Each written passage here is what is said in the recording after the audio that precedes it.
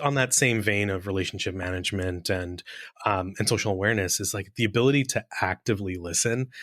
I feel like we throw this out there a lot, but taking a moment to really thinking about, stop thinking about what you're about to say next and actually listen to the person or the people that are saying, it's a very difficult skill to hone and perfect. 1, 2, 3, 4.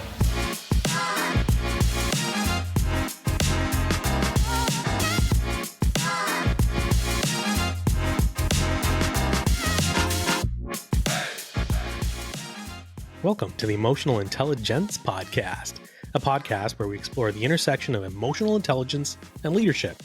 And whether you're a seasoned executive or just starting out in your leadership journey, we're going to share practical tips, inspiring stories, and expert insights to help you develop your emotional intelligence and achieve your goals. So sit back, relax, and get ready to take your leadership skills to the next level. I'm Ismail. And I'm Samir. Hey, Samir. Hey. Samir, in today's fast-paced workplace, EQ has really become a crucial skill for navigating relationships and promoting productivity. Yep. And with respect to conflict resolution, recent studies reveal that those with those high EQ skills, they tend to favor more collaborative approaches when it comes to handling conflicts. Okay. And the impact of that high EQ when it comes to conflict resolution, it's tending towards this positive impact on efficiency in just the overall organization. Oh, okay. And so the question then comes up, Ismail, is like, how do we apply these insights or these emotional intelligence skills in our day-to-day interactions, right? Particularly when we're dealing with extremely difficult, challenging coworkers sometimes, or, difficult clients, right? So it's essential to keep in mind that everyone is operating from their own level of consciousness and they're doing their best with the resources that they have. But in this podcast, we will be exploring, in particular, practical ways to harness emotional intelligence to help you become better at conflict resolution in the workplace, which is something that we all deal with every single day, whether they're small conflicts or big ones, extremely material or impactful conflicts. And sometimes they're not as much, but they're still important to address. So let's do it. Are you ready to jump right in, Ismail? Absolutely. All right, let's do it. All right. So, Ismail, according to Vital Smart, which is a training organizational development company, their studies have shown that 8 hours approximately get wasted for each conflict that's left unresolved.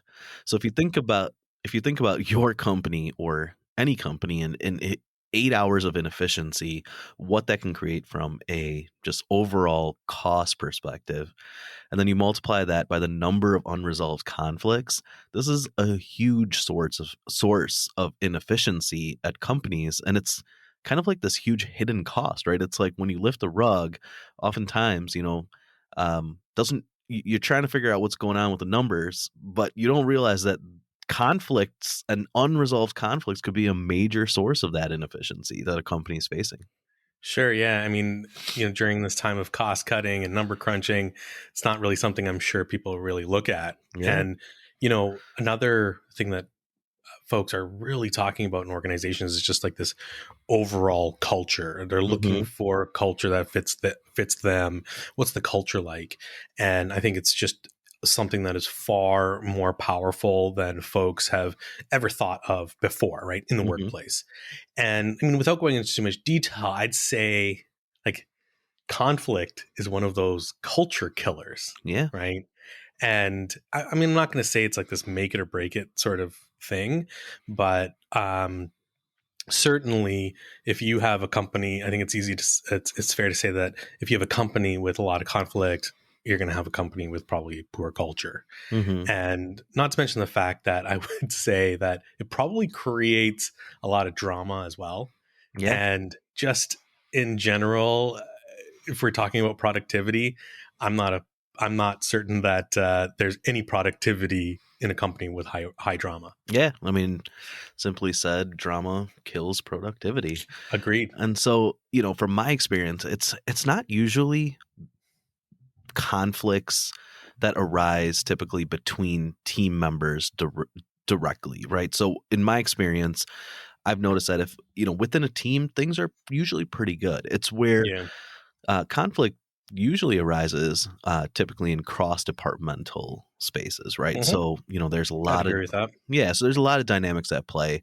And so cross-departmentally, it slows down production. It can create issues with customer relations. So conflict resolution, right? And willingness to do it and doing it well, it has to be part of the culture of the company. It has to be within the Mm, fabric. And I'd argue that it's really a top down type of skill. There's hmm. if you have strong, high EQ leaders that truly adopt that one team approach and they care about the collective needs of the business, that will promote a culture of conflict resolution where, you know, from the highest level, people are sitting across the table with a common concern for the welfare of the business. And it's interesting because you see a lot of organizations, they'll switch their CEOs out Mm-hmm. and say like, okay, well, now that we had an issue, we had this poor culture, and now we've got a new CEO, and it's going to fix the problem. And I would say that certainly that goes a long Mm-hmm. way to starting to fix the problem, as long as they're committed to changing the culture first, like really in its DNA. And I think we all know Uber, Yeah. and they've had some problems. I'm Mm-hmm. pretty sure you're all aware of those. And they changed out there was this bro culture. There's a couple companies that had this. McDonald's was one, Mm-hmm. and Uber was the other.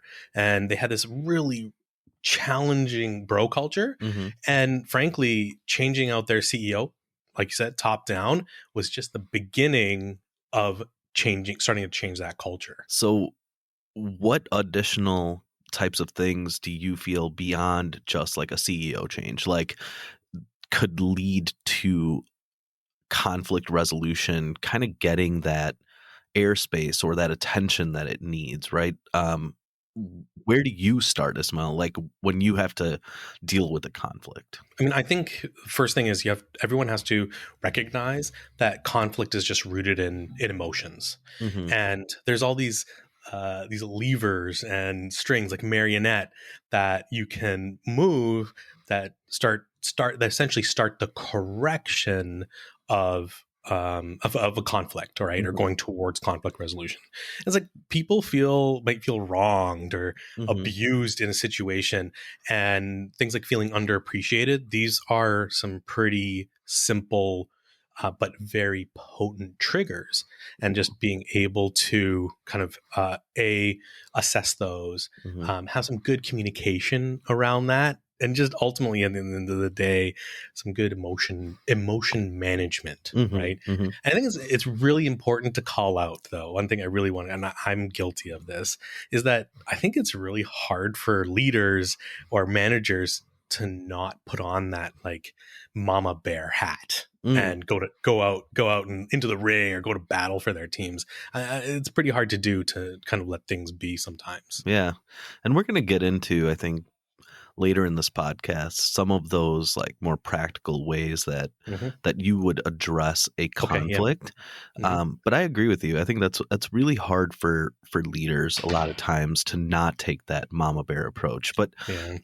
when you look at high EQ leaders, I think they're really well equipped and able to see the bigger picture. Right. So, Hmm. I had a mentor who once told me that, managers, they protect their unit, and they care about the needs of their teams. Hmm. Leaders, on the other hand, they care about the welfare of the entire organization. Right. And so that's where I start when I need to manage a conflict, right? I always start from the perspective of what's best for the company. And Hmm. sometimes, when your team feels wronged or they feel underappreciated, like you mentioned, you need to bring them into that same mindset with you. So I think that's number Yes. one, right? Is setting a perspective, kind of baselining the conversation is really, really important. And resolving conflicts, it's such a critical skills, right? Such a critical skill. And we talked about how once you've set that stage of, okay, we're going to do what's best for the company here, there are EQ skills, specific EQ skills that you can apply that can become a major differentiator when it comes to outcomes of a conflict, right? And it starts really with managing emotion, right? And so we've talked Mhm. about um, in our previous episodes, and they come up in every episode because we know how important they are. There's our 4 core competencies of Yes. EQ, and those 4 competencies are more important in conflict management than anywhere else, right? Mhm. Because all 4 competencies are going to play such a critical role. So, Right. first and foremost, we talk about self awareness, right? And self management. Those are 2 of our core competencies, right? And staying calm in a conflict is so critically important, Mhm. right?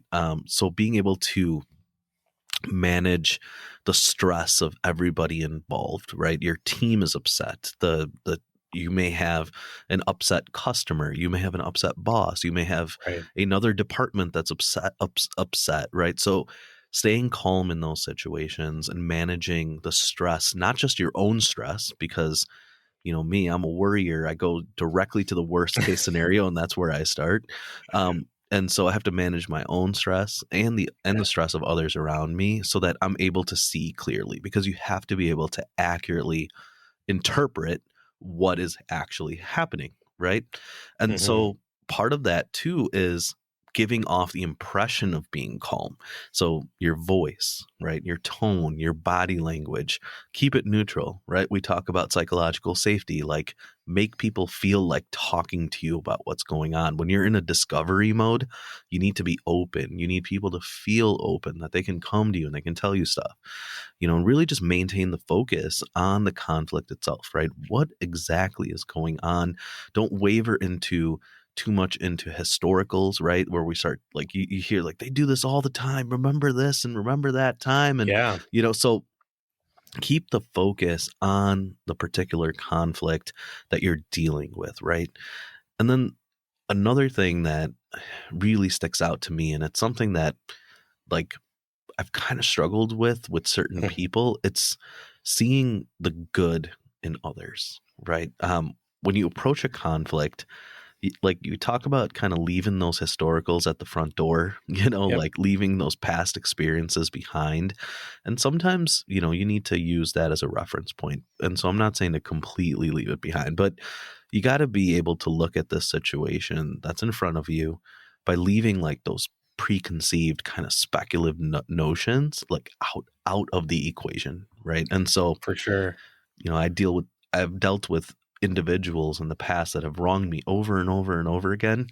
And each time that they do something, even if it's something really small, I struggle to see the good in them, and I try really hard, but like you gotta be able to do that. And so I think that it's so critical. And then you do this enough over time, right? You Yep. follow these self-awareness, self-management kind of tactics, Mhm. and you're going to see that you're actually able to solve conflicts a lot easier, and Sure. you'll start to even avoid conflicts, which is 100%. which is really the end goal, right? Is to avoid conflict. It's not just to be good at resolving conflicts, but also be good at not creating conflict too. 100%. I mean, essentially, you're able to tamp down, put out the fire really, really quickly before it Yep. even starts, or before maybe you even notice that there is one, Yeah. which I think is fantastic. I certainly would love to hear some of the stories at some point about those people that have you have those preconceived notions about, because Yeah. everyone has them. Everyone has them, Absolutely. and Absolutely. it's quite noble. Actually, it's very noble of you to bring that up and take an active step in trying to leave those at the door. It is really, really, even if you get wronged every single time, it's still Yeah. a good practice. And it goes back to what you were saying, Ismail, is like, it's the inefficiency that these conflicts create. Like, Yeah. if you're just kind of going off of, this person's wronged me so many times, I know they're wronging me again, and you just go down that path, but Hmm. it's the wrong path, then you're Hmm. creating more inefficiency, right? You're, And, you're wasting even more time. Right. I'm sure there's going to be several listeners will disagree with this. Mhm. I still think, though, it's better to take the high road. Yeah. And that the one time that really works out for you pays for itself in Yeah. spades. Yeah. Um, I've been on the other end of that a few times yeah. where I haven't Yeah. taken the high road, and the regret Oh, that you know, it's not worth it to me in yeah. the end, you Yeah. know, not learned through over time where it's like, man, it would have just been so much better if I just let that go, but I didn't, and now Yeah. I struggled through it, you know? For the most part, those regrets actually those happen to me in my personal life. I mean, these skills they cross over, right? Personal and work life.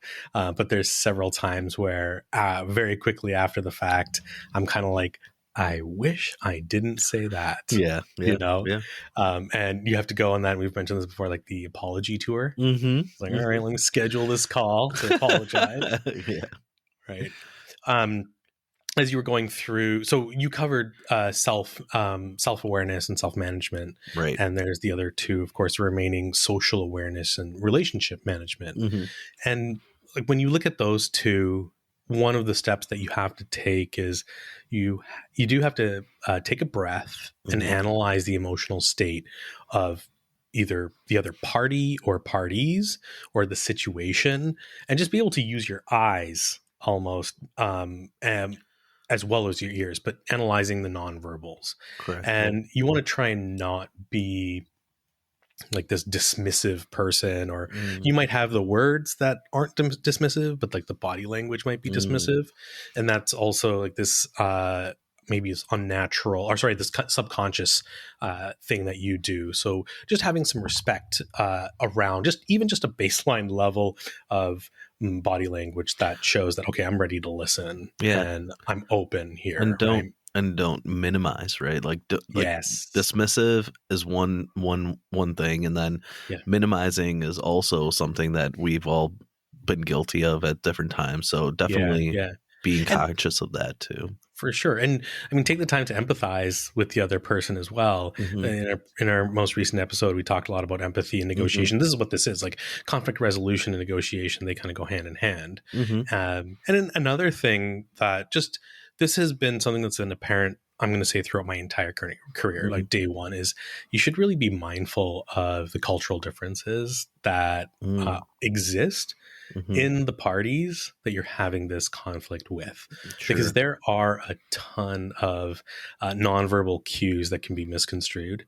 Mhm. And I mean, I'm going to tell And you, and verbal cues too, right? sure. Oh yeah, Yeah. Yeah. absolutely, absolutely, yes. I mean, language, Mhm. well, I mean, just use of language in certain situations. Absolutely, that's a good point. Yeah. Um, but one of my favorite nonverbals is. I think so. You're familiar with it. A lot of people who are listening will probably be familiar with it, but it's like the South Indian, East Indian head bob versus head nod. Mm. So sometimes when you're having a conversation with someone, like culturally, they'll like bob their head, Mhm. denoting yes, they understand what you're saying, and say it was like an acknowledgement of a negative event that occurred.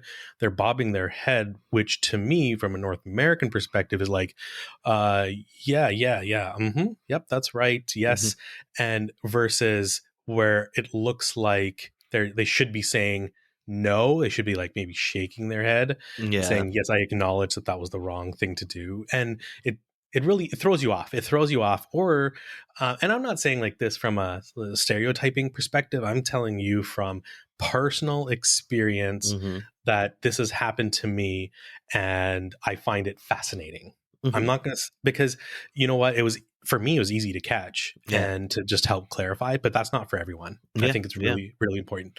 And then I had this other experience. I can't say this was necessarily this particular issue was a conflict, Mhm. but I do think it could have created conflict. And that was, I was in a situation where I had just, there's a team member that there's an issue with body odor, Mm. right? Okay. And I mean, nothing crazy, Mhm. probably something that could have been an easy fix, but I personally was so nervous to bring Mhm. this up because Mhm. I didn't know how to do it. I didn't know if they would be offended. I didn't know if I was going to do I have to, and in that situation, I didn't have like this huge HR department to go to and be like, hey, what's our policy on this? On body odor. On body odor, right? I Yeah. mean, I couldn't look it up on the intranet. No. Yeah. And so, but really what ended up happening was it was one conversation, one time, Mhm. issue resolved. Interesting. Yeah. I did not see that coming. Yeah. And I thought that was fascinating that sometimes, like, I just went out on a limb, even Yeah. though I was super nervous, and Yeah. it worked out in my favor, Yeah. right? It worked out in Yeah. my favor. It's not And you always going to. probably, I mean, like you said, you were proactive and potentially avoided a larger conflict, right? Yes, 100%. Mhm. Absolutely. Yeah. Absolutely. So, I mean, those are two interesting examples. Yeah. But just on that same vein of relationship management Mhm. and social awareness is like the ability to actively listen. I feel like we throw this out there a lot, but Yeah. taking a moment to really thinking about, stop thinking about what you're about to say next and Yeah. actually listen to the person Yeah. or the people that are saying. It's a very difficult skill to hone and perfect. Especially during the heat of a conflict, but we also talked about how people want to be Yeah. heard, right? They want to be heard when they're upset. And so Yes. sometimes And that could be so critical in quelling a conflict is just sitting and really listening and being yes, open and having an open mind. that's right. And just taking that moment, like on that same front, to just like be forgiving of a situation. If you think that it's something that you can move on from, is just, do it. Yeah. Be like, forgive and move on. Think about the long-term relationship that either you have or are going to build in that particular situation. Yeah, no, you make a great point. I think for me, like when a conflict arises on my team, I'm never really nervous because I've put in the equity with my peers on the Hmm. leadership team and I've worked on those relationships over time to know that if something happens, like we will work it out. Like I love because it. yeah, because we've worked together for a long time. There's been times when I've asked them for forgiveness. There's been times they've asked me for forgiveness. And we've been able to move on, right? Because we've looked at that collective overall what's good for the company, what's good for the Yes. business. And that's really so important when approaching a conflict. But Ismail, I Hmm. think these are all like such awesome practical tips, right? Looking at it from the perspective of those four core competencies of EQ, self-awareness, self-management, social awareness, relationship management, we see the crossover. It's naturally there. People with higher EQ are going to be able to apply all of these practical tips very easily. But I Hmm. do think before we wrap up, I want to leave the listener with at least a basic framework for how they can approach a conflict and a formula, if you will, for how they can kind of work through a conflict. Agreed. Yeah, I think that's a great plan. All right. Why don't we hop right into that? But Okay. before that, how about we just take a really, really quick break? Thanks for tuning into the podcast. We hope you're enjoying the episode so far. If you want to stay updated on all the latest content and behind the scenes action, be sure to follow us on social media. You can find us on Instagram, LinkedIn, Facebook, Twitter, and several other places by using the link in the show notes. And if it's not too much trouble, we'd love for you to leave a review and share this episode with some of your friends. Your support means everything to us, and we can't wait to connect with you online. Now, let's get back to the show. So, Samir, we just went over the core competencies of EQ, right? Right. And I think what we have an opportunity to do now, I don't know if you can hear that, but that was a massive I heard it. thunderbolt. I But heard it. That was crazy. yeah. So what I think we can go through is just some really practical tips on how to actually go through the process of managing a conflict.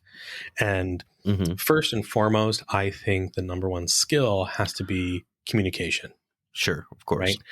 And fast follower, when these go hand in hand, is the ability to negotiate, Hmm. right? So, Hmm. like a conflict that's resolved correctly on how, like, you going through the process of resolving a conflict, it can be a learned skill. And I'm going to just make a bold statement, say that anyone can do it. Mhm. Anyone can do it if they take a moment. And because at the end of the day, and the reason why it's a bold statement is because I think the first step is Mm. acknowledgement, right? Mhm. Acknowledging that there is an issue. Mhm. And the fact is that opens the door to creating a solution, right? Mm. So it gives people, it gives the other party and yourself to express their feelings and frankly their emotions of what's Mhm. going on. And if you're able to uh, communicate well, you can affirm those emotions. You're, essentially saying that I hear that, I hear what you're saying. I hear how it made you feel. Mhm. And it's at that moment that the real true problem solving can start. Yeah, no, I really like that. Like that acknowledgement is almost like you're giving them permission, right? And that's Mm-hmm. so Mm-hmm. key, right? And so I think I'll take it even a step further. Like during that Mm-hmm. acknowledgement phase, it's so critical to not be like a quote unquote like blame thrower, right? Like where you're just quick to say, I found the root of the problem and it was your fault, Mm, and I think the focus should be on what is right instead of focusing on who is right. right. And Yeah. so when you Mm-hmm. sit down across a table from somebody and now you're having to resolve a conflict, really just not even bringing up who's at fault, right? Like, and keeping that same approach, like, and I know I've said this before about the company first, the business first, it really doesn't matter, right? And so in the like, the business I'm in, like, a lot of times our conflicts are cross departmental issues, Yeah. Right. and we're in project based work, so when there's an issue, uh, everybody we have to analyze the root cause of every step of the process, right? So everyone runs kind of a different leg of the relay race, you can say. And so it's usually the person who drops the baton who gets the heat, right? But for myself as a leader, I have to think about the entirety of the process from the beginning of the race to the end. Like, where was the baton truly dropped? Because it might be different if you look at it and you say, this person was the person who got caught, but really it was caused by like something that happened 6 months ago. Yeah. And so I can't just jump in defending my team, right? I need to think about where things truly went wrong. And so if it was my team, that's okay, right? We'll Mm-hmm. fix it.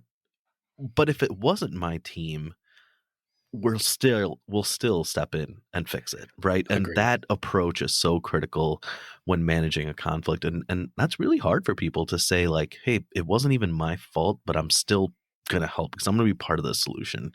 And Mm-hmm. Mm-hmm. it doesn't matter if it wasn't my fault or if it was, like, the approach has to be the same to resolve the issue. And I think, it's tough yeah. to do, but I think it's really helpful when you take that approach. I think officially that image of the baton dropping stuck in my head now when it comes to problem solving. I'm like, Yeah. where is said baton bouncing at the moment? Yeah, Right. exactly. And You I gotta mean, like follow you gotta follow the popcorn trail to get there. yes. Uh, y- the, like you had said earlier, it's not trying to figure out like who was right, who was wrong, right? Yeah. It's the goal is really to find just this common ground so that you can work through a solution. Mhm. Personally, I would say that the biggest leap for conflict resolution that I made personally as a leader was not trying to actually figure out who made a mistake. Mm. Right? If Yeah. you need to, you can do that way down the road. You can Yeah. figure that out Yeah. later. If you're just trying to avoid something for practical reasons in the Yeah. future, you can do it later. But Yeah. really, it's about trying to find, okay, how can we fix this? Who is going to do what Mhm. to get to a solution that satisfies both parties' needs, or whomever is involved, satisfy the most number of people's needs. That's really where you want to get to, and Yep. you might need to explore 30 options. Well, that's probably a bit extreme. You might need to you're going to need to look at multiple Yeah. options to figure out how that's going to work, right? Mhm. And going through, so if you have a lot of options on the table, maybe just looking at understanding why each of those helps will Mhm. get to something that's really quite effective. Yeah. And it's fair to say that that's not always a solution, may not always happen, or agreement on what the problem is even may not happen. But in that case, at least agreeing that there actually is a problem, Yeah. Yeah. bare minimum, Yeah, right? I think I mean, sometimes even that is tough, yeah, to get people to agreed. agree that there is a problem because Right. some people might just say, I don't see anything wrong with this I mean, situation." speaking of that, speaking of like people not agreeing, I've been in situations where, well, a specific situation where I had a team member that there were some clear, at least from my perspective, there's some clear challenges and opportunities to kind of move forward on some significant, this is very vague, right? But Mhm, significant areas of work. And we went through multiple iterations, both like as individually, right? There are 3 or 4 of us that were trying to work through kind of a significant issue. And it kind of, as sad as it was like, a 3-to-1 kind of case or outcome, but it didn't matter what we threw out on the table as here's what we think we can do to fix it, here's what we think the problem is. It was not going to be agreed upon in terms of an actual actionable outcome. But mm, what I will say is that what helped me personally is that at the end of the day, at the very least, we agreed, okay, there is a problem. Like we yeah, got an issue here. yeah, We didn't come to a conclusion or a solution or an agreement on what to do next. But what we did close after, like, we'll say a couple of weeks, significant amount of time, in my opinion, was that, yeah, we got a problem here and let's stop there before mm, things get worse, yeah, yeah. And right? again, when we talk about efficiency and time, like Hmm. sometimes that is the resolution to the conflict, right? It's Yeah. just an agreement that, look, we got a problem. Let's table it, right? But it is an issue.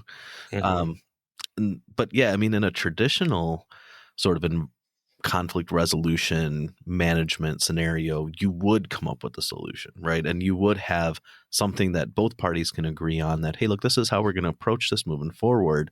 And Hmm. so for the last kind of step, I would say, is you really got to have a really good plan on who's Yeah. doing what. And then you have to follow up that plan with action and then maintain accountability, right? So that's such a important part of the conflict resolving itself, is not just having the conversation and everyone feeling good and shaking hands. It's like, all right, now let's go and actually do what we said we're going to do and put some accountability on this. And that's where, something as simple as an email after a conversation with like All right. ownership and need by dates and really just flushing out who's doing what and by when Hmm. is sort of that last step in the conflict fully being resolved. For sure. And I mean, speaking of what you just described there, I can tell that this is something that you're very good at. Not that, and the reason why is because of, even as you and I have been going through this journey of creating this podcast, one of the things that I've really appreciated is that there's concrete outcomes Hmm. after a meeting that we're going to have. And it frankly is very easy to go and execute. Yeah. And also very easy to go and see like what you haven't done and who hasn't done what, which Yeah. is not the case. And with us, but it's very easy to go through in a work environment when you're looking at a very significant issue. But Yeah. Samir, a lot of what we've talked about, it can be pretty intimidating, I and for agree. that reason, I think a lot of people might try and avoid it. Hmm. And there's a ton of different approaches that you can take on trying to on conflict resolution. Yeah. But I think really the most important thing that you can do is take some sort of action and just not let it fester. Yeah. Yeah. No, I agree. And it all kind of goes back to the statement we made about the conflict unresolved creating 8 hours of inefficiency times the number Mm-hmm. of conflicts you have in your organization. That's huge. That's huge. Mm-hmm. So today we talked about how the core 4 EQ skills tie directly to conflict resolution. So applying those EQ skills that you already have or that you're working to develop by listening to this podcast are going to be crucial to help you in your next conflict resolution situation. And then we provided you guys with a framework of how you should approach your next conflict by being Mm-hmm. The things we've talked about, like being open and accepting that there is a conflict, and then trying to find common ground and putting a plan together and then executing on the plan and holding people accountable. So critical. But yeah, thank you guys so much for joining us for this really important topic, Mhm. one that a lot of leaders struggle with, but it could be not too bad if you really just follow these steps and use those EQ skills that you've been working on. Thanks, Mir. And thanks everyone for listening. Until our next episode, remember the famous words of Mahatma Gandhi: peace is not the absence of conflict, but the ability to cope with it. Thanks for tuning in to today's episode of the Emotional Intelli-Gents podcast. We hope you found it informative and enjoyable. Don't forget to subscribe to our podcast on your favorite podcast platform so you never miss an episode. And if you have a moment, we'd really appreciate it if you could leave a review on your favorite platform. Your feedback helps us improve and reach more people. If you're interested in learning more about the topics we discussed today, be sure to check out the show notes for links and resources. You can find them by visiting our website. And if you have any questions or feedback, we'd love to hear from you. You can reach us by email at info@emotionalintelligence.com or connect with us on social media by using the links in the show notes.